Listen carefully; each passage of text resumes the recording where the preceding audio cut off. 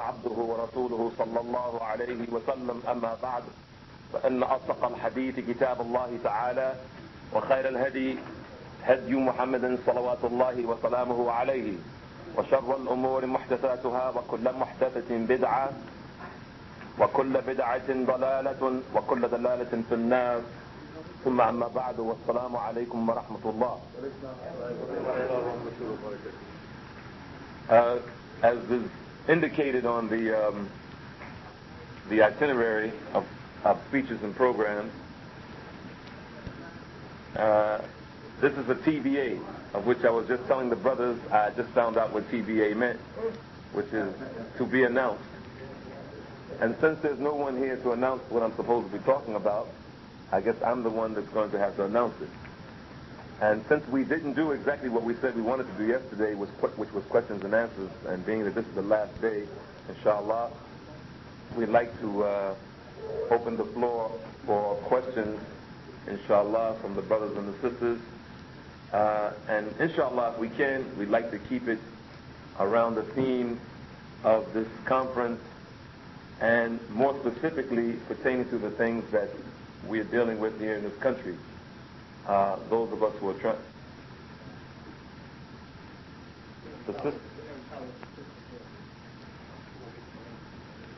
Okay. Inshallah, the sisters, you just have to be a little patient. They're telling us that we have some technical difficulties. Inshallah.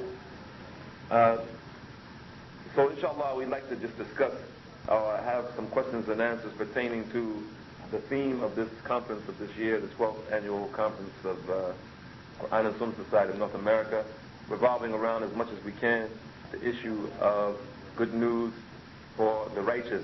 And I'd like to just, as I've been trying to, inshallah, and Allah knows best the best translation, I've been trying to give the meaning of this term, the theme of the conference, Atuba lil Ghuraba, by continually saying that good news is really not the best translation, and Allah knows best. It's actually a tree in Jannah, or it is Jannah itself, which lends more of an incitement for us to want to be this Ghuraba, because good news can be taken a lot of different ways. But Jannah, or a tree in Jannah, is definitely something that we should strive for. And to get that, one of the ways to get it, of course, is to be of the people who are strangers, inshallah.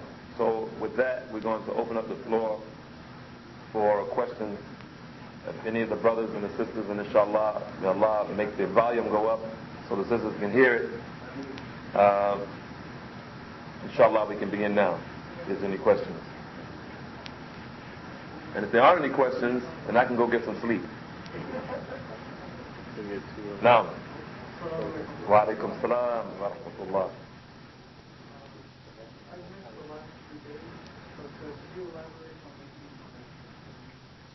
The brother's asking the question, and I don't know if the volume is up for the sisters. Allahu musta'an. He wants us to elaborate on what do we mean by the strangers, because he missed the first 3 days.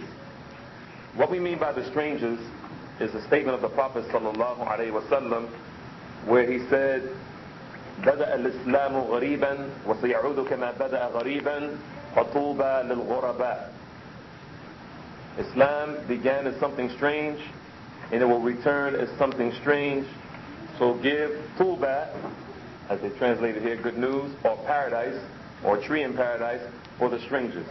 And the strangers have been defined by those people of knowledge that have converged on this convention, or this conference, and by the students of knowledge and the lecturers like myself, as having two basic qualities. One, the strangers is a description for a small amount of people who rectify the wrong in the midst of a large amount of people who are corrupt and are corrupting others, corrupting the ideology, the beliefs of Islam. Specifically, in general, the strangers are a small amount of people who are changing the wrong of the larger group of people who have corrupted the deen of Islam that is the Tawheed. So the strangers are actually have two descriptions. Number one, that small amount of people who change the wrong when people corrupted, that is the people of Islam in light of or juxtaposed to the people of other religions. And then in a smaller way, the people of the Sunnah of Islam in terms of the other sects that have deviated from the mainstream beliefs of the Prophet Muhammad sallallahu alaihi wasallam. So we as Muslims, we're strangers to the Jews and the Christians and the Hindus and the Buddhists, etc., because of our beliefs. We're the only people in the world that have the true belief, the pure, pristine idea of the oneness and the uniqueness of the Creator of the heavens and the earth. And then beneath that, in a smaller circle, are the people who are Muslims who are strange among the other Muslims. When you look at those people who are trying to stick tenaciously to the Qur'an and the Sunnah of the Prophet ﷺ, among the other Muslims, they are a small group and they're strange. And this is the basic meaning of the ghuraba. And this is what we've been striving to be, those people who are strange in their beliefs and their practices. Not that we want to be odd, but we want to be strange for the pleasure of Allah subhanahu wa ta'ala. And by virtue of the fact that we're trying to hold on to the book and the Sunnah of the Prophet sallallahu alaihi wasallam, this makes us stand out and makes us different from the other people, because the other people have corrupted the correct way. No. Back to that question.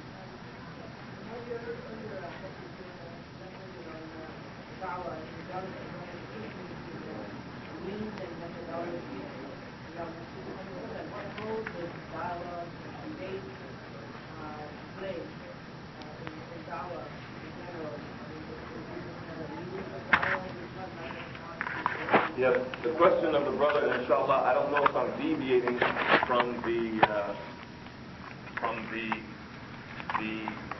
methodology of questions and answers during this conference by not having everyone write it down. I don't know. I don't know because it's the last day we can do this now. I don't know. But the brother's asking the question. He's asking the question from afar. We mentioned the other day about the ways and means for giving dawah. And he's asking the question, where does debate and dialogues fit in the methodology of this dawah? We'd like to say that the scholars of Islam of today, as well as the scholars of the past, have never sanctioned interfaith dialogues, ever. Interfaith dialogues, what we mean by that is showing the similarities of our way of life, of our beliefs, with the people who believe other than us. This was never done by the people of the past, nor by the scholars of Islam today. Unfortunately, those interfaith dialogues, and trialogues, etc., have become nothing but, as we mentioned yesterday or the day before yesterday, sessions of I'm okay, you're okay. When the Prophet ﷺ presented the clear message of Islam, he wasn't going to the Jews and the Christians to show similarities between the beliefs, so that we can live together, in a homogenized society where everyone loves each other. And we're not saying we're not saying we're trying to hate people, but we're one. He's my neighbor. I have my nice Jewish neighbor or my nice Christian neighbor. He and I, we see each other when we go to work, and I put my garbage out. He puts his garbage out. He gets into his car. That wasn't the intent of the Messenger of Allah. The intent of the Messenger of Allah, sallallahu alaihi wasallam, was to tell the people that there's nothing worthy of worship as a deity except Allah. He's alone. He has no partners. If we mean by interfaith dialogues something other than that, then it's not the dawah. It is just that, it's a dialogue. But if we mean by sitting with those people to explain to them, and this is not with any boasting or bragging whatsoever, but it's what Allah has said in the Qur'an, if we go to them to explain to them that we're right and they're wrong, then this should be the intent, because that's the fact. That's the case. They're wrong. We are believers in the oneness and uniqueness of Allah, and we worship Him without any partners, and they don't. So there's no sense for us sitting down with them to say, we believe in Jesus, we believe in the Immaculate Conception, we believe in the Messiah, we believe that he's going to return. No, this is not the da'wah of Islam. The da'wah of Islam is to tell the people that you have to worship your Lord by himself. There's nothing worthy of worship as a deity except Allah. Because if that person, after an hour or 2 hours or 3 hours, or sometimes 2 or 3 days, sometimes weeks or months, yarhamakumullah, as they used to do in the days of old, a few centuries ago, in Darul Hikmah, when they set up these institutions for interfaith, multi-faith dialogue, where everybody came together. If they do that, and the clear message of Islam has not been presented, then I would say safely that the people who are Muslims who sat with those individuals will not have delivered the message of Islam. And this was a caution from Allah subhanahu wa ta'ala when he says in his book, يَا أَيُّهَا الرَّسُولُ بَلِّغْ مَا أُنزِلَ إِلَيْكَ مِنْ رَبِّكَ وَإِن لَمْ تَفْعَلْ فَمَا بَلَّغْتَ رِسَالَتَهُ. O Messenger, convey that which was revealed to you from your Lord. And if you don't do that, then you haven't conveyed the message. And this will give the people of the book an excuse, which will probably be against us. Because the Prophet ﷺ has mentioned, I swear by the one who has my soul in his hand, everyone from this community. And he mentioned them by name. Jews and Christians who hears me and doesn't believe in me, they'll be in the hellfire. This is what the Messenger of Allah said, ﷺ. The key point is, hears me. So if we don't deliver the clear message of Islam, the clear message of Islam, not showing them the contradictions in the Bible, that's not da'wah. Showing them the contradictions in the Bible is not the da'wah of the Messenger of Allah, sallallahu alaihi wasallam. If we don't do it the way the Messenger of Allah did it, using the methodology of the prophets and the messengers and calling to Allah, alayhim as-salatu was-salam, then they might have an excuse against us for themselves. They might. Allah knows best, because they didn't hear, as the Prophet said, whoever hears me and doesn't believe in me. So if the true message is not given, and interfaith dialogues to the best of my understanding, if they're for that reason, just to share and have, break bread and show similarities, then this is not the da'wah of Islam. And we're going to go back to, inshallah, sticking to the paper, writing the papers down, no more from the floor, inshallah ta'ala. I think from yesterday it's clear that some of the people know how to get their questions answered to be placed on the top of the list, because it says please, please, please. And obviously this one's not for me, because it says respected sheikh. But I'll take it anyway, since I'm sitting here, unless Tariq wants to be the respected sheikh.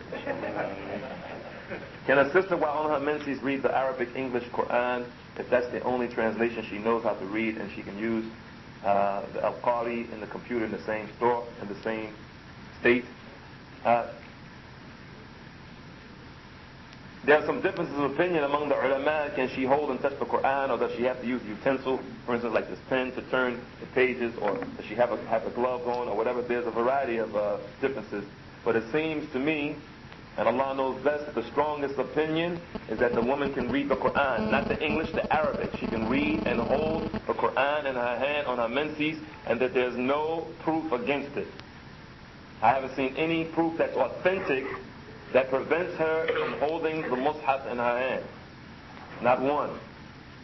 And if someone, inshallah, respectfully and with courtesy, has a difference with that, inshallah, they can write it down, write their evidences on a piece of paper, and send it up, inshallah. But once again, I have not seen any authentic proof that prevents a woman from holding and or reading the Qur'an, which is the Arabic language, not English, while she's on her menses. And because of that, it seems as though it's permissible. Wallahu a'lam. For the sake of ourselves and our families, our deen, is hijrah wajib. The ulama, and some among them, like Ibn Qudamah, in his book called Al-Mughni, he has a detailed chapter on making hijrah. And once again, this is one of those issues that's kind of detailed. Some of the ulama, in fact many of them, they say that if you live in the land of kufr, like America or England, and you have the ability without any coercion or compulsion to pray and to fast and to wear the Islamic dress, etc., without being prevented, that is, not coercion, without being prevented, then you may stay in that place. Some of the scholars of Islam say this. Along with that, the basic principle is, especially if someone's not in that land of kufr, to give da'wah or to earn something or learn something that they can't learn in the land of the Muslims, then to take back to the land of the Muslims to strengthen and to educate the land of the Muslims, then it's permissible also, some of the ulama say, to be in the land of the kuffar, and then when you finish gaining the funds that you want to earn to help strengthen the Muslims and the Muslim lands, or get the education that is not available in the land of the Muslims, then you can go back. Someone might ask the question, if all the people who have the ability to give da'wah or have some knowledge leave and go to the land of the Muslims, then what's going to happen to the people here in America who have no one to give them da'wah? This is a good question. And that question, we should ask those ulama why they still remain with us in this conference. We should ask them, inshallah, the answer to that. And then the other flip side of that are some of the people who say, well, the Muslim lands are corrupt. How can I go to the Muslim lands to make hijrah? And Allah subhanahu wa ta'ala says in his book, وَمَا كَانَ رَبُّكَ نَسِيًّا. Your Lord is not forgetful. Allah subhanahu wa ta'ala knew that the Muslim lands were going to be corrupt. And He didn't make a distinction between the Muslim lands that are good lands and the Muslim lands that are bad lands. He made hijrah an act of ibadah, an act of worship. And His Prophet sallallahu alaihi wasallam also made the hijrah an act of worship. And we also know from the sunnah of the Prophet sallallahu alaihi wasallam that making hijrah is an atonement for sins. It does away with your sins. So for those of us who have the wherewithal to live in the land of the Muslims, no matter how corrupt those lands might be, then we would advise them or suggest to them that if they have the ability to do it, they have the wherewithal to leave, they should save themselves and their families from a fire that's fueled as men and stones. And one of the first steps to do that is to put their families in the best Islamic situation that they can and the best Islamic environment that they can, because in many cases, lateral hijrah, as a lot of American Muslims do, lateral hijrah, going from one state of the United States to another, seeking a place, that's more Islamic, where the community is stronger and the knowledge is greater. Lateral hijrah sometimes gets you stuck. I know many brothers and sisters that made a lot of lateral hijras and they just end up remaining in America. See, so, yes, we want to save the kuffar from the fire by permission of Allah. Yarhamakumullah. We want to give da'wah, but at the same time, while we're trying to, in conclusion, trying to pull the kuffar out of the murky waters of kufr and shirk onto the boat of salvation, while we're working hard to do that, on the other side of the boat, your children are jumping off the boat, going into the water, drowning in this environment. So we ask Allah subhanahu wa ta'ala to allow us to be able to give the da'wah while we're in this country, this land of disbelief, bring the people to Islam, but at the same time, save our families. Wallahu musta'an.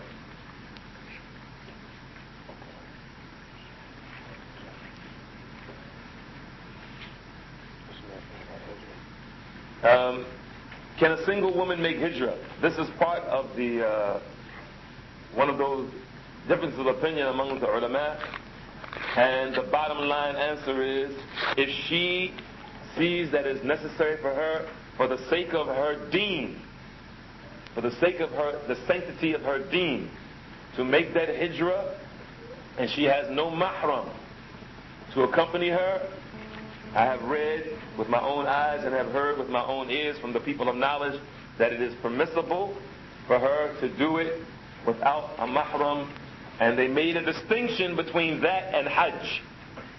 They made a distinction between that and hajj, and Allah subhanahu wa ta'ala knows best. Is calling a Muslim a hypocrite making takfir? Is calling a Muslim a hypocrite making takfir? It depends. It depends.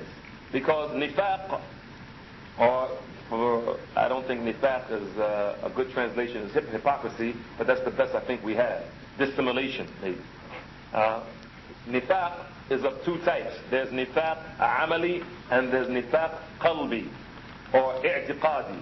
There's the nifaq of actions and there's the nifaq or hypocrisy of the heart. If the person is meaning by, when they call a Muslim a hypocrite, and may Allah preserve our tongues and protect our tongues, if they mean it by the nifaq of actions, like when he speaks, he lies, when he's makes a promise, he breaks it, when he talks and he argues, he rants and raves and acts belligerently, or when he, and what is the fourth one? There's another one. When he's given a trust, thank you, he breaks it. He violates the trust. If he means by that, the person means by that, a munafiq, then this is one thing. This doesn't make a person a kafir. But if the person means that he is a hypocrite, as those people who are mentioned in the Qur'an who are going to be in the lowest part of the hellfire, then this is something that is not permissible. For only Allah subhanahu wa ta'ala and even His Rasul sallallahu alayhi wa sallam didn't know. Only Allah knows who are those hypocrites, because those people are the people who fall into the second category, which is nifaq qalbi, the hypocrisy of the heart. And only Allah subhanahu wa ta'ala is Allamul Ghuyub, the one who knows the hidden. There's no way in the world a Muslim can know if a person is a munafiq. Because a munafiq is a person who outwardly is a Muslim, but inwardly they don't believe in Islam. How are we going to know that? So yes, if the person means the second kind of hypocrite, then this is definitely making takfir, and we should be very, very careful of making takfir, calling Muslims kafirs.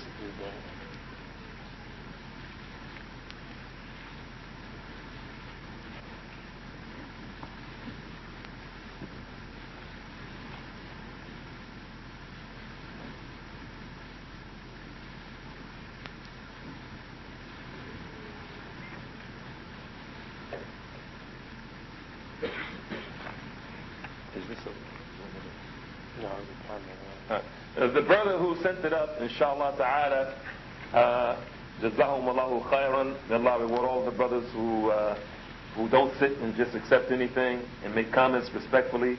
I don't take the opinion of the second sheikh that he mentioned as my proof, and I don't disregard the other three mashayikh and etc. who he's mentioned, because I love all of them for their righteousness and their piety and their efforts to help the Muslims learn more about their deen. But I would like to say that our methodology is not that we go with the majority. Our methodology is that we go with the truth. And this is the methodology of the people who follow this manhaj. There was a question answered before about whether you lose your wudu if you wash your child. It was correct that you said you did not lose your wudu. Oh, these are questions from the other night, right? Doesn't touching urine make you lose your wudu? If I wash myself, I lose my wudu? And they have wadu. Lose your wudu. I like to just say one thing as just an extra benefit. The word wudu is used by a lot of Muslims. And usually it's used by Muslims from Northwest Africa and some other places, even usually Northwest Africa to the best of my memory. And what they mean by wudu, they mean wudu, but wudu is not wudu. Wudu is the process of washing up, and wadu is the water that you use to wash up. Wudu is washing up, and wadu with a fatha is the water that you use. So, now, as for the question of losing your wudu, I don't know what the Sheikh said, but I remember, I should say, not believe. I don't know what the Sheikh said, but we can refer to what the Sheikh said for the answer. That's what I wanted to say. What should we do when a person is called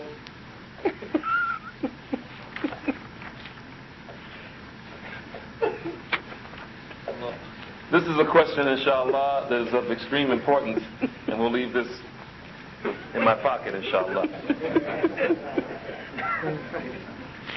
And I'd like to say to the person, Zadakallahu hirsan. Ameen. I'll also say, please, please, please. You know, for those of us who are black Americans listening, and maybe even some of the white American brothers here, we know that please, and for those brothers who are older as me, you know, please, please, please was a famous song by James Brown. And when they mentioned it last night, some of the brothers sitting in a row, they were saying, why do they keep quoting James Brown?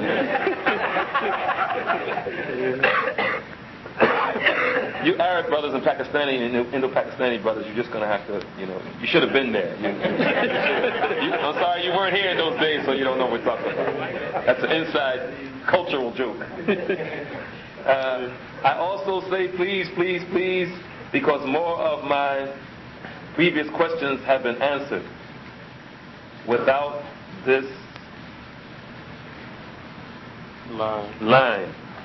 Now for the question, what is the concept of secrecy and shura?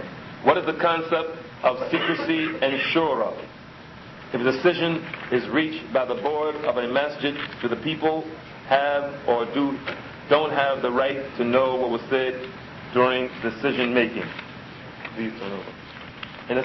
In similar light, what should our methodology be with the board if someone feels the decision is not proper, either bordering haram or not the preferred option among options? Jazakallah khairan. Since I'm leaving right after this lecture, I will not be able to repeat the question later. I'd like to take this one also, because this is very important, and put this in my pocket, because give this to the people of knowledge, and inshallah, since you're leaving, we'll try to make sure if you can leave an address to get this tape to you, so we can get the answer for you. Because all najwa, all private meetings are not necessarily forbidden. They're not necessarily forbidden. And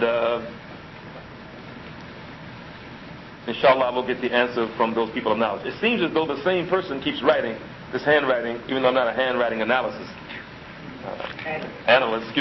thank you. Analyst. I was just about to say that.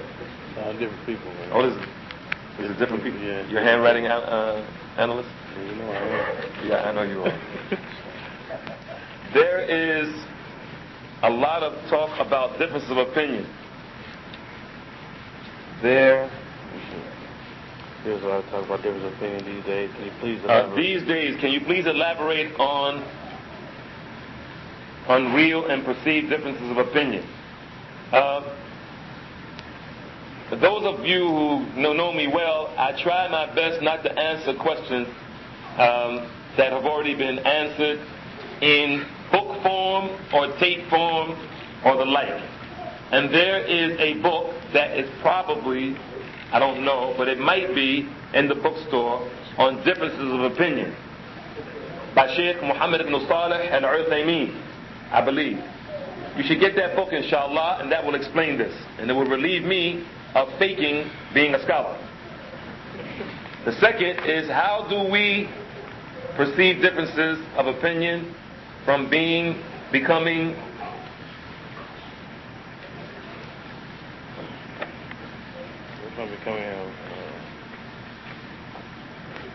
in any event, if you get that book, inshallah, that book will explain, inshallah, from our illustrious noble scholar Sheikh Muhammad al-Uthaymeen, hafidhahullah ta'ala. He explains it in detail, and he doesn't leave any stone unturned on the principles of differing. The next question, how far can a sister get involved with the masjid when there's a shortage of brothers and a shortage of skills necessary to run a masjid? The sister, inshallah, should be involved with the masjid from afar. She should be involved in the masjid from afar. What we mean by that is, she should make her involvement trying with all her level best to help the Muslims in the most limited hijabi way, for lack of put Arabic and English words together, the most limited hijabi way possible, because of the fear of causing fitna to the men and vice versa. Bismillah. After a divorce, what rights and responsibilities does a non-Muslim father have with his children? If the mother becomes a Muslim, and what can be done if the children are now being influenced to leave Islam? This is a question I think partially, or at least in total, was answered by the ulama the other night. We'll save this one, inshallah. I like these kind of questions. Is it permissible to make fun or crack jokes about kuffar, Jews and Christians? That is ghiba. The answer is yes. There's no such thing as not making ghiba on a kafir. There's no such thing. There's no such thing as making ghiba on a kafir. There's no sin after shirk or kufr that's worse. So what can you say bad about them? There's no such thing as ghiba on a kafir. You can talk about it. Backbiting. No such thing. After they disbelieve, what's worse? What can you say bad about them? There's nothing worse. No. But if you feel it, like in your workplace or in school, that it's going to cause some fitna, or you believe that person is leaning towards Islam, then use hikmah. Don't talk about the person. Be nice to the person. Be kind. Be gentle.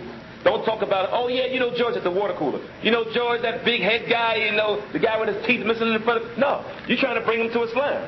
But in general, there's no such thing as ghiba to a kafir. I mean, what can you say worse than their kufr?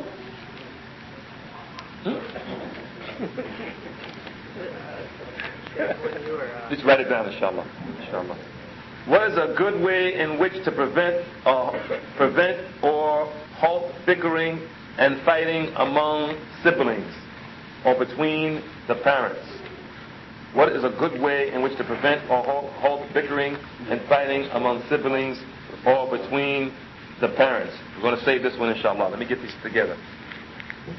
And I hope the brothers don't get upset with me for saving these. But, inshallah, they came to Imam Malik and they said that they traveled for months and months and months and months with this list of questions. And Imam Malik said, I don't know. And then they said, well, what should we do? We traveled all these months and all these miles to come to hear Imam Malik answer these questions. And then we want us to go back. What are we going to tell our people? He said, you go back and you tell them that Imam Malik does not know. So who am I? I heard the hadith about beating your wife with a miswak was a weak one. Please clarify. No, it's not a weak hadith because it doesn't exist. There's no hadith from the Prophet ﷺ, to the best of my knowledge, about beating your wife with a miswak, but there is a hadith from Ali radiallahu anhu, to the best of my knowledge, or Abdullah ibn Abbas, one of the two, that talks about beating if you strike your wife for discipline or to make her come back to being correct, that you should use something the size of or less than that stick that we clean our teeth with. But the Prophet sallallahu alaihi wasallam said, for those who want to, if you need elaboration on that, the Prophet sallallahu alaihi wasallam said, on the authority of our mother Aisha radiallahu ta'ala anha, and this hadith can be found in the book of Adib from Abu Dawud's collection. She said radiallahu anha, ما ضرب النبي صلى الله عليه وسلم خادما وامرأة أو امرأة قط. That the Prophet of Allah sallallahu alaihi wasallam never beat a servant or a woman ever. And some people confuse this hadith thinking it contradicts the hadith where the Prophet sallallahu alaihi wasallam one day Aisha radiallahu anha, who's also the narrator of the hadith in Abu Dawud, as we just mentioned. This hadith is in Sahih Muslim, in the section of Janazah, in the book of Janazah, I should say, not section, but the book of Janazah. And she said one night she woke up and she searched for the Prophet ﷺ where he normally would lay next to her. And then she didn't see him, and so she got up and she fastened her waist wrapper, her like a girdle, her waistband. She put on her shoes and she went out looking for the Prophet ﷺ. And when she got to where he was, she saw what he was doing. She turned around quickly and sped off. And he followed her. And we all know that the Prophet ﷺ, his stride was a strong stride. Not like what the Sufis and some of the brothers in the Jamaat al-Tabligh try to say, that the Prophet used to walk real slow like they do, walk real slow like this. No, the Prophet used to walk on a level ground the way a person walks downhill. That's the way he used to walk. The way a person walks downhill, that's the way he used to walk on a level ground. Not slow and all fatigued like some brothers try to say, yes, I feel. Yeah. No, the Prophet had a strong walk. He had a brisk walk. Sallallahu alayhi wa sallam. So he got to the house and he said to her, was that your shadow? The Arabic word sawad. Was that the darkness, your shadow that I saw? Because she was breathing hard, she jumped into the bed, And she said, yes.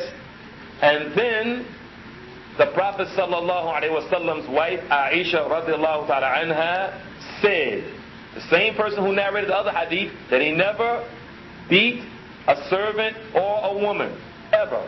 She's the same narrator now. She said, the Prophet sallallahu alaihi wasallam struck me in the chest and caused me pain. Struck me in the chest and caused me pain. He said, do you think that Allah and His Messenger would be disloyal to you? Because she was thinking that he had slipped out and was going to one of the other wives' house. Right? And he said that Jibreel descended. And he did not come in because you could not see him. You could not see him.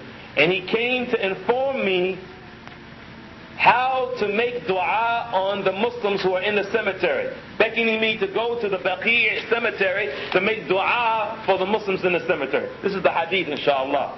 Right? The point is that he struck her. So some people get confused between the hadith of Aisha radiallahu ta'ala anha, the Messenger of Allah sallallahu alayhi wa sallam never beat, because the word says daraba. He never beat or struck. ما ضرب النبي صلى الله عليه وسلم خادما أو امرأة قط. He never struck a servant or a woman, ever. So they confuse the two. But the striking of the Prophet sallallahu alaihi wasallam, and if Tariq allows me, and just don't get me later when for doing this. You know how you get upset with your child or something like this? Why you do that? Like that. It's not that he thank you very much for that. It's not that he balled up his fist and was pounding his wife. No. He was giving her some education. What? You're not gonna. What's wrong with you? You think that Allah and His Messenger are going to be disloyal with you? You think we're going to be deceptive? You think we're going to sneak around?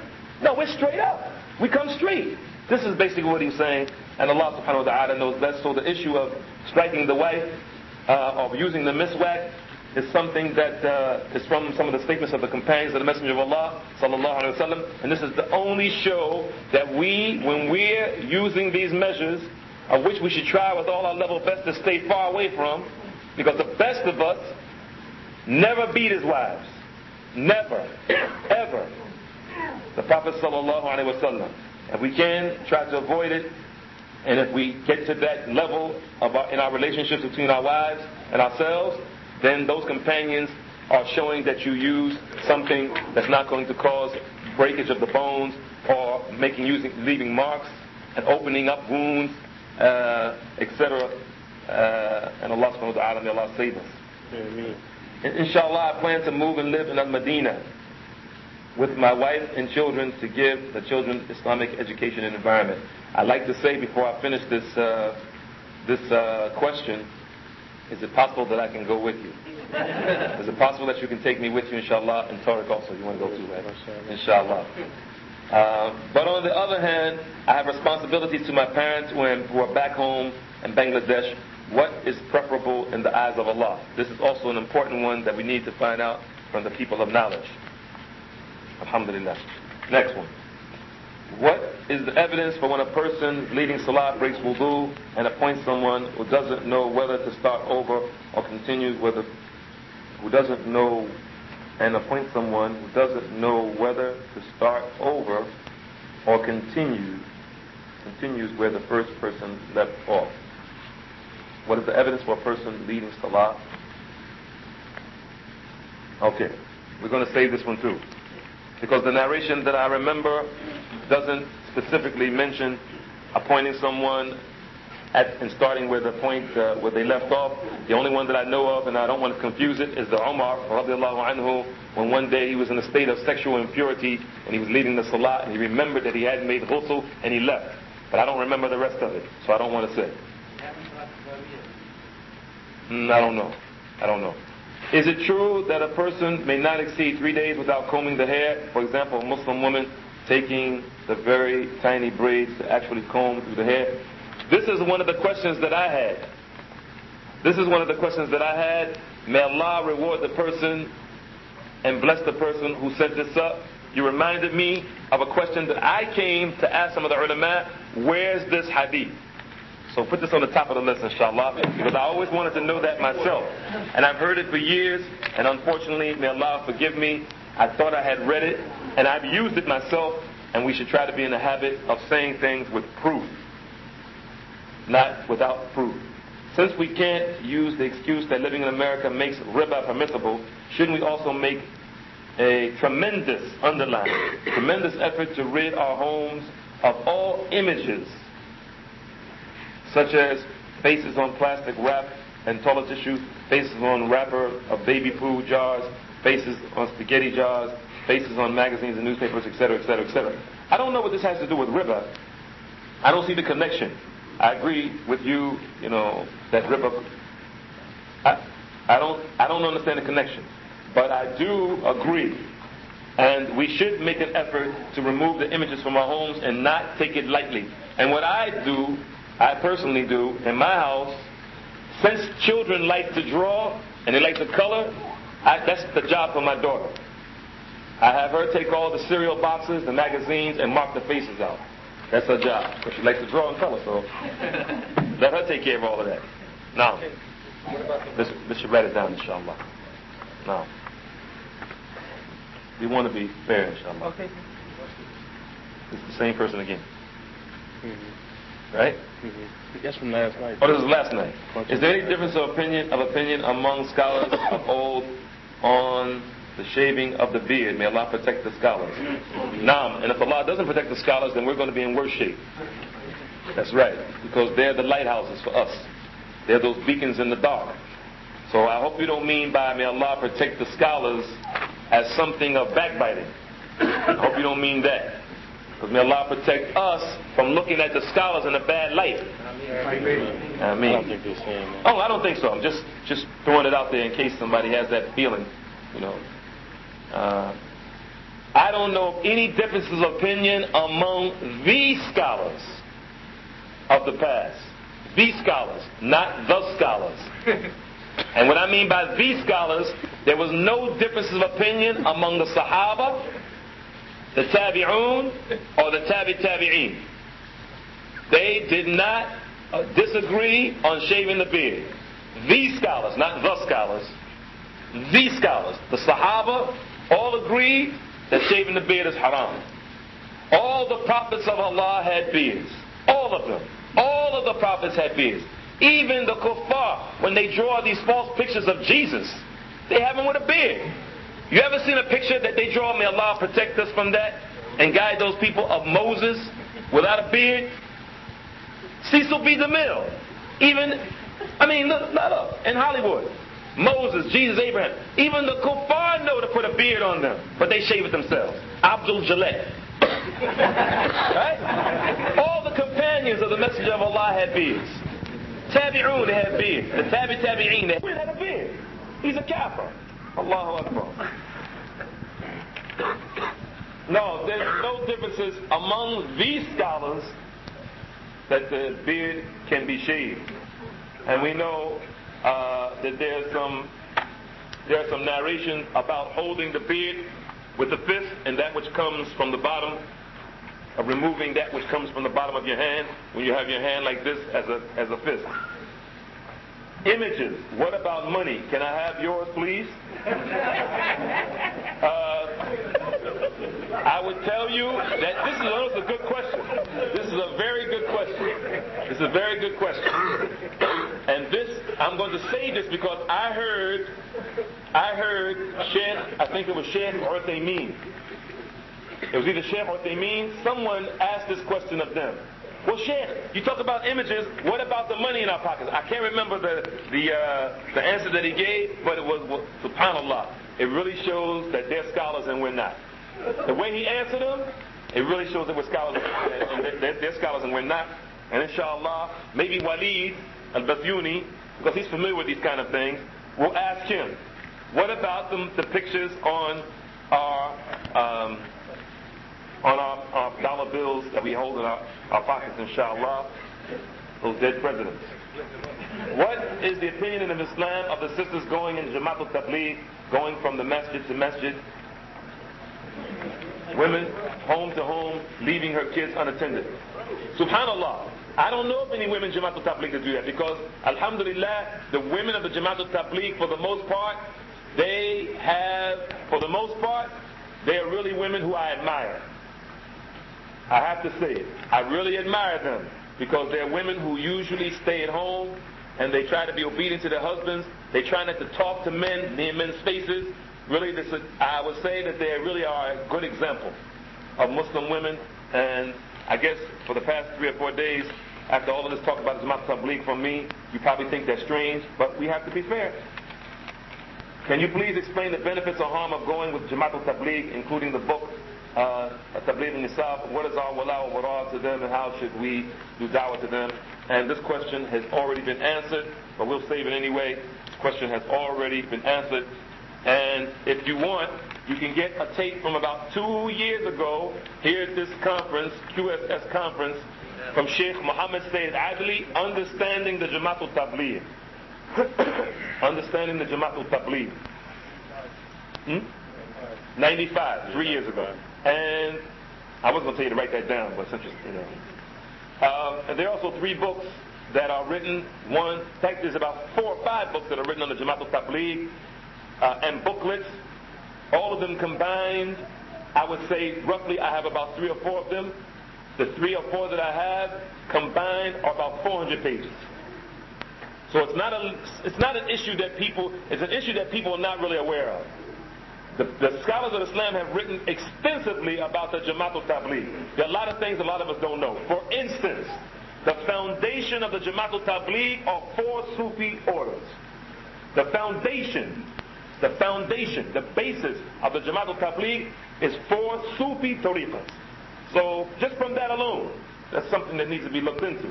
What should you do if you are in an area and there are no sisters to teach you the Arabic language when it's permissible to learn from a brother? It depends on how important or how much of a necessity it is for you to learn the Arabic language. If it is a necessity for you to learn the Arabic language because you want to become a scholar or you want to become a student of knowledge to teach the people, to teach the women and the children Islam, then you're going to have to sit with that person as long as you observe the hijab and he observes the principles of hishma and haya, of modesty and shyness and chastity and khalwa and privacy, all of those things, inshallah. And you should, if possible, have some other people with you, and you shouldn't be in directly in his face, because it's very difficult, if not impossible, to learn Qur'an, that is tajweed of Qur'an, or the Arabic language without having that person right in front of you. It's very, very difficult to learn Arabic from tapes. And it's almost impossible to learn tajweed of Qur'an from tapes. Don't fool yourselves. You need a person right in front of you to see that mouth and the tongue and see how the teeth form with the tongue and the lips. And it's very, very difficult, almost impossible, to learn the Qur'an without a person in front of you, and to learn the Arabic language without that person in front of you. And what we mean by the Arabic language right in front of you, we mean those earlier stages of Arabic. once you get the rudimentary aspects of Arabic, it may be easier to learn grammar and sarf and morphology and things like that from tapes. But in the beginning, it's almost impossible. And take it from someone who knows, because I learned Arabic without a teacher. I learned Arabic without a teacher, sitting, listening to Sheikh Mahmoud Khalil al-Husri's albums, his Qur'an albums. But after the mercy of Allah, I then attribute that to my music background. And everybody can't do it. That's what I attribute it to, after the mercy of Allah. I attribute it to my background of singing. And me being able to hear the letters and pick them up without knowing the letters. The sounds, the difference between Sad and Sin and Dad and Dal and Ain and Ghain and Kha and Kaf. It's very, very difficult. So I would say that you should have someone in front of you, and it depends upon the necessity of you learning, to having that man with you. And may Allah subhanahu wa ta'ala keep us away from zina. Should we respect and acknowledge the scholars or so-called scholars of bid'ah as people of ilm? See, first we need to make the distinction. What do we mean by so-called scholars or scholars of bid'ah? If we mean by so-called scholars or scholars of bid'ah the people who don't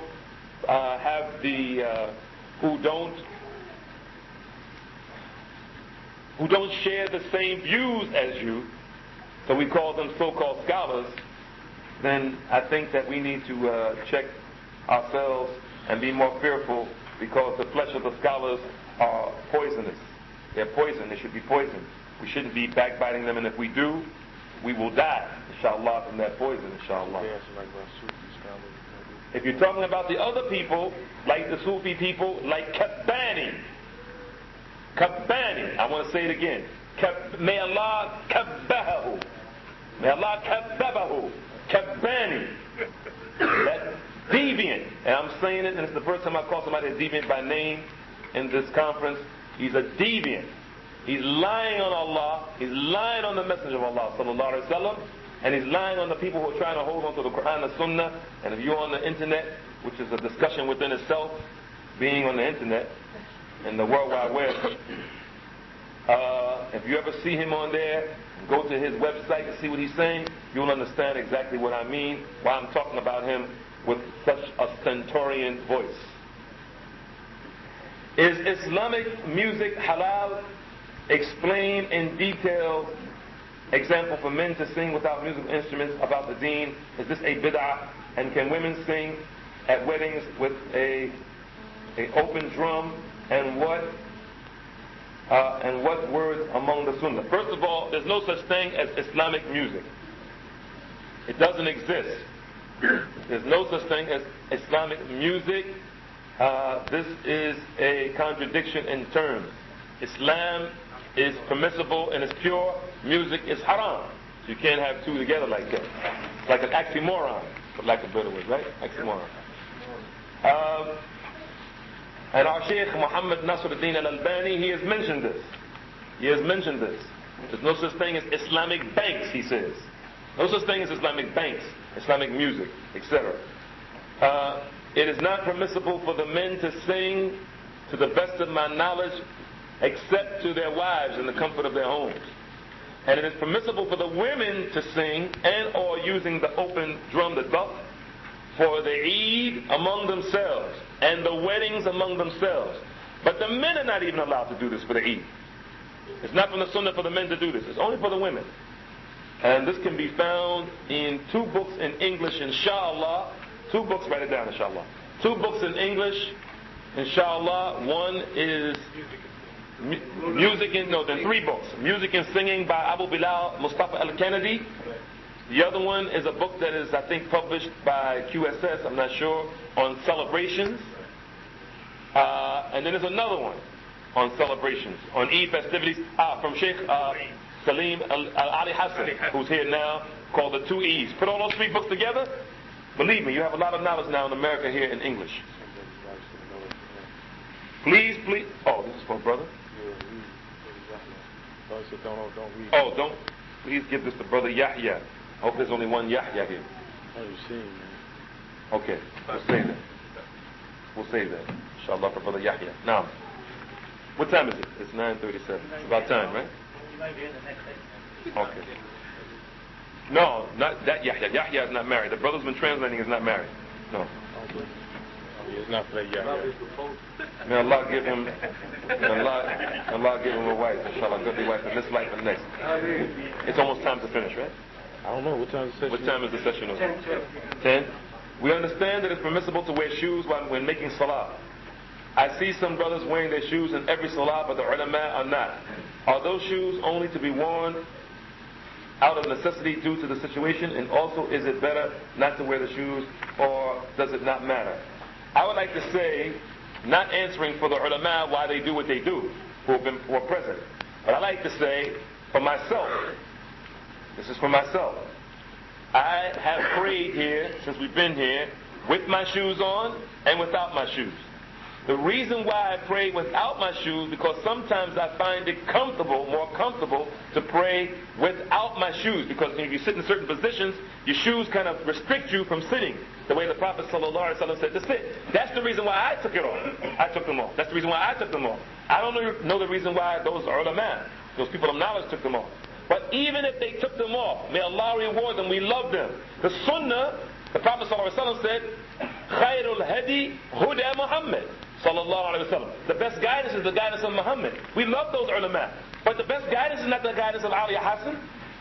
The best guidance is not the Ali Walid al-Basyuni, or Sheikh Salim, or Sheikh Safwad Nordin. That's not the best guidance.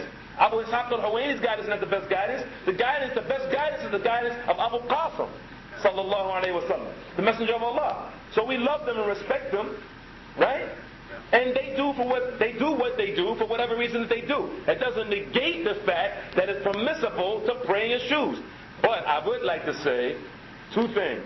Number one, when you pray in your shoes, I've noticed that most of the brothers, I've been watching, most of the brothers are not implementing that condition for praying in their shoes, which is to look at them. Most of the brothers I've seen praying in their shoes here in this conference, praying in their shoes without looking at them. And that's a khata shar'i. That's a mistake. Because the Prophet ﷺ didn't tell you to just pray in your shoes. He didn't. The brothers are zealous to practice the sunnah. But you're leaving off part of the sunnah. He said, look at your shoes if you have them on to see if there's anything that's going to harm you. Any Islamic filth. Islamic filth meaning the things that are going to prevent you from praying. And if there is something, wipe them off. Wipe it off. And then pray. He didn't say just go pray, you see, with your shoes on.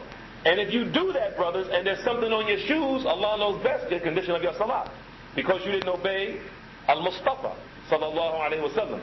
And when the Prophet sallallahu alayhi wa sallam prayed in his shoes, and the companions behind him prayed in their shoes, and one day while they were praying, the Prophet in the prayer took his shoes off. So the companions, good followers, not like us, the best of people, after the Prophet's messages, they took their shoes off. So he asked them, why did you take your shoes off? They said, oh, Messenger of Allah, sallallahu alaihi wasallam, we took our shoes off because you took your shoes off. He said, Jibreel descended and informed me that I had something harmful on my shoes, and that's why I took my shoes off. And that's when he told them that when you pray, look at your shoes. That's the first thing I want to mention.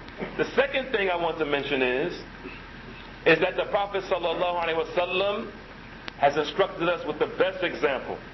If you find a masjid, and most of our masjids are like this, not like in the days of the Prophet sallallahu alaihi wasallam that had a dirt floor. If you find a masjid that has carpet, and you don't want to mess up the carpet, which is not like the carpet in this hotel, all right? We're not going to equate the carpet here with the carpet in the masjid, because nobody takes their shoes off in these hotels, right? Except when they go to bed or something like that. So they don't care about the carpet, they get the cheapest carpet anyway. I mean, they don't care about being messed up. But in the masjid, you want to preserve the carpet. You don't want to mess it up. Because eventually, if everybody keeps wearing their shoes, following the sunnah, right, they might wear out the carpet. And in some of these masjids, may Allah protect us because this is a sin, Muslims spend thousands of dollars for things that are not part of the masjid decorum. Chandeliers, I went to a fundraiser. I'm not going to tell you where it is. And we sat in the hotel, and they showed me a list of items. They had an itemized list of all the things that they wanted me to fundraise for this masjid. Chandeliers, $10,000. The mihrab, $5,000. The ceramic tile, $7,000. The minaret, $20,000. I told them I can't do it. I'm not going to do it. I can't do it. You brought me down here. You paid the plane ticket. May Allah reward you. I want to help fundraise for this masjid. Building a masjid in this life will get us a palace in the next life. By Allah is building it for us. I told them everything that I could tell them, that I could think of from the Qur'an and Sunnah, how much I love them, how much we should do good work. I said, but this right here, this mihrab, the chandelier, the ceramic tile, the minaret, these things, I can't ask for this, because this is not of the Sunnah of the Prophet ﷺ. It's in contradiction to the way masjid should be. You shouldn't have writing on the walls and all those things. The point is that if you have a masjid with carpet, you should refrain from walking in that masjid with your shoes on. Unless you have a situation where, number one, the people in that masjid are familiar with praying in your shoes. Because you might cause a greater fitna by practicing the sunnah, walking in with your shoes, and everybody's looking at you. What in the world is this crazy person doing? He has his shoes on. Because most of the people don't know that it's okay to pray in your shoes. I was standing at the Kaaba, brothers, outside the Kaaba, I should say, outside the Masjid al-Haram, but in the sacred precincts, with my shoes on. And a brother was in the salah like this, next to me. He was standing where Tariq is, and I'm standing right here, and I have my shoes on. He's in the salat like this, Salat al-Maghrib.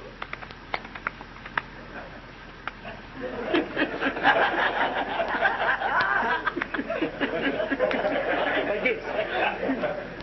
Now what is this? Look at this guy. Look at this guy. What are you doing? So Assalamu alaikum wa rahmatullah, Assalamu alaikum wa rahmatullah, and then I explained it to him. I brought him the hadith from the Prophet sallallahu alaihi wasallam where he said, خَالِفُ الْيَهُودِ وَصَلُّوا فِي نِعَالِكُمْ فَإِنَّ الْيَهُودَ لَا يُصَلُّونَ فِي نِعَالِهِمْ وَلَا فِي خِفَافِهِمْ أو كما قاله صلى الله عليه وسلم. He said, oppose the Jews. Be dissimilar to the Jews. Do the opposite of the Jews. And pray in your shoes. That's what he said. For surely the Jews don't pray in their khufs and their shoes. I said it backwards. In Arabic, I said it backwards. They don't pray in your khufs, they don't pray in their khufs or their shoes. So the point is, if you know it's going to cause a big fitna, like those brothers in Islamic University, when they found out that it was the sunnah to pray in our shoes, they went into the masjid, the Prophet's masjid. It's the sunnah though. You know what happened to them? The police threw them out on their heads. Threw them out on their heads. And the police pray in their shoes sometimes though. But they threw them out. You see? So we have to use hikmah. We have to think, is this step that I'm going to make, is this thing that I'm going to say, is it going to cause a bigger problem? Like Ibn Taymiyyah, rahimahullah, he allowed those tyrannical, barbaric people, the Mongols, to drink alcohol right in his face with the rest of the Muslims. He said, Shaykh al-Islam, what are you doing? You going to let them do the haram? He said, if I stop them, if you let them drink, they rant and rave, get drunk, and go to sleep. But if I stop them from drinking, they kill and rape the Muslims. You see? So he let one thing go that was haram because it will prevent a bigger haram. So we have to use wisdom. We have to use wisdom. And this is why Allah gave us our brains. We don't want to be mukhlas. We want to have brains. We don't have to be lack of brains, inshallah. Please, please, please read. I asked many times, can we use Bible verses to prove kafirs are wrong? Imam al-Zahabi, rahimahullah, has made a statement, and we can find that statement, inshallah, in a magazine that they're selling out in the hallway called At-Tawheed.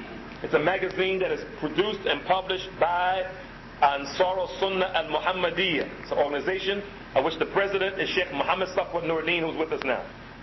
I remember reading an article in there a few years ago that Imam al-Zahabi made the statement that it's not permissible to use the Torah, and at that time, of course, what he meant is the Bible now.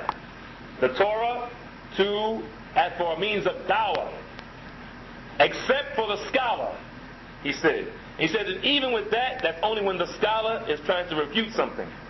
That's number one. Number two, the dawah of Islam and the methodology of dawah of the prophets is not to use the Bible in the first place to show them wrong. That's not the dawah. We shouldn't be wanting to show the kuffar that they're wrong with their book. We should be wanting to show them that they should be worshiping Allah. That should be our intent, to invite them to the tawheed of Allah. As for using those verses of the Bible to bring the kuffar to Islam, for those people who say that it's permissible, I would say that it's more important for the Muslims to memorize those, at least, those ayat in Surah Al-Baqarah and Ali Imran and in Surah Ma'idah. Memorize those ayat in Surah Al-Baqarah, Ali Imran and Surah Al-Ma'idah that pertain to the Jews and the Christians. If you memorize those ayat at least, the whole Qur'an at most, memorize those ayat at least, all of them, Surah Al-Baqarah, Ali Imran and Ma'idah, that pertain to the Jews and the Christians, I guarantee you, you will have all the armament you need to bring those people to at-Tawheed. Those ayat will be sufficient for you. You won't ever have to go to the Old New Testament. Just use those ayat that Allah has revealed in His book. It's sufficient, inshallah. And the second question was, can we give translations of the Qur'an to the kafirs? Can we give translated versions of the Qur'an to the kuffar? The translation is not the Qur'an, so of course, the English is not the Qur'an. And there's some people who even say that you can give them the Arabic if you think they're going to respect it, and you know and trust them to respect the sacred text of the Qur'an. But Allah knows best. Definitely it's okay to give them the translation. Is it permissible to have a non-Muslim doing work or renovations in the masjid for more than a 2-week time if there's a Muslim? If this is a Muslim sadaqah to the masjid, it is permissible to use a kafir to build something or repair something in the masjid if you can't find a Muslim. You can't find a Muslim, of course. But the opposite is not permissible. Yarhamakumullah. It's not permissible for a Muslim to do renovations in a church or synagogue. You cannot do renovations at Muhammad's temple number 19. You can't go to Farrakhan temple and do renovations. Or Fatback Church of New England or something like that. It's not permissible to build up the kuffar's places of which they commit their shirk and their kufr. Allah subhanahu wa ta'ala says, وَتَعَاوَنُوا عَلَى الْبِرِّ وَالتَّقْوَى وَلَا تَعَاوَنُوا عَلَى الْإِثْمِ وَالْعُدْوَانِ. Help one another in righteousness and piety. Do not help one another in sin and transgression. Nor is it permissible for you, and because I'm just going to give this as an added point, since I mentioned about not renovating, doing the plumbing or the electrical work or carpentry in churches and synagogues, it is not permissible because I had this question myself. I asked one of the ulama, calling them up a few months back, is it permissible, Shaykh, for me as a Muslim, and my mother is a kafirah, may Allah guide her, I love her so much, may Allah guide her to Islam. Ameen. Is it permissible for me to take her in her car if she asks me to church? Oh my dear son, I want you to take me to church. My church service is 11 o'clock this morning, Sunday. I want you to take me to church. Is it permissible? Every single one of those ulama I asked said no. I said, what about birrul walidain? And I'll tell you that one of the ulama that I asked this, I'll tell you his name. His name is Abu Hassan al-Misri, one of the well-known scholars today, in Maghrib in Yemen. He said, this does not fall under the category of kindness to the parents. This does not. You cannot take your mother to the church. You cannot take your father to the church. You have to figure out a way to tell them the truth. You know, I love you, mommy, etc., etc., etc. But you can't take them to that kufr because you will be helping them in sin and transgression. Is there any authentic source to put the cap on the head? You mean like this kufi? The only thing I know about is that the Prophet ﷺ used to wear it. He used to wear a cap. And that's whether he was praying or not. And then sometimes, of course, he didn't pray with something on his head, as some of our brothers who are real strict in the Hanafi madhab, they think you have to have your head covered all the time. But the reality is the Prophet ﷺ prayed without something on his head sometimes. And the second question is, will husbands go to hellfire if wife does not wear hijab? Now, I don't know if any husband is going to, I don't know if any text that says a husband's going to go to hellfire if the wife doesn't wear hijab, but definitely الرجال قوامون على النساء. Men are the maintainers and the providers and the protectors of the women. And the Prophet ﷺ said, كلكم راع وكلكم مسؤولون عن رعيته. أو كما قاله صلى الله عليه وسلم, all of you are shepherds and all of you are going to be held responsible for that which is in your flock. As for going to hell, that's a big one. I can't take the weight for making that statement or answering that.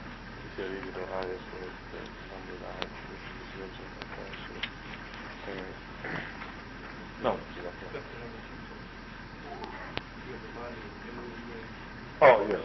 No. Jazakallah khairan.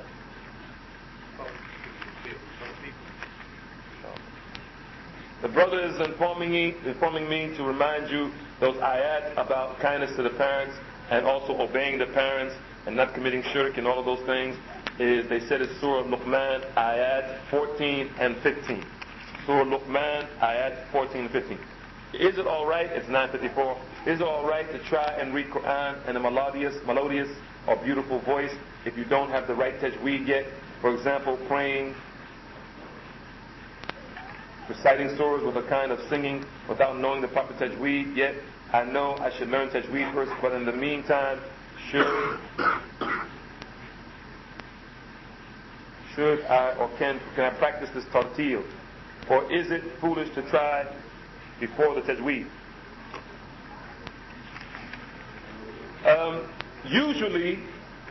Usually when a person learns how to recite the Qur'an properly, the melody and the beautification of the voice comes after. Usually that doesn't come before. That usually comes after. So if the person learns how to recite the Qur'an, inshallah, properly, this, in my understanding, is the first step. The melody comes later. Because Allah says, الَّذِينَ آتَيْنَاهُمُ الْكِتَابَ يَتْلُونَهُ حَقَّ تِلَاوَتِهِ أُولَٰئِكَ يُؤْمِنُونَ بِهِ. Those whom we give in the book, they recite it with the proper recitation. They are the ones who believe in it. So the recitation of the Qur'an, to do it properly, is number one. Then the beautification of the voice comes after that. And Allah subhanahu wa ta'ala knows best. And I think that's it. No, we're going to end it, inshallah. It's time to stop at 9:55. Yeah, but I don't know what time the session is. 9:50? Okay. So with that, inshallah, may Allah subhanahu wa ta'ala forgive us of our sins and have mercy on us and pardon us and allow us to enter into this great, illustrious, beneficial month of Ramadan with focus and clean hearts, expecting the reward of Allah subhanahu wa ta'ala. وصلى الله وسلم وبارك على نبينا محمد وعلى آله وأصحابه وسلم. سبحانك اللهم وبحمدك أشهد أن لا إله إلا أنت أستغفرك وأتوب إليك.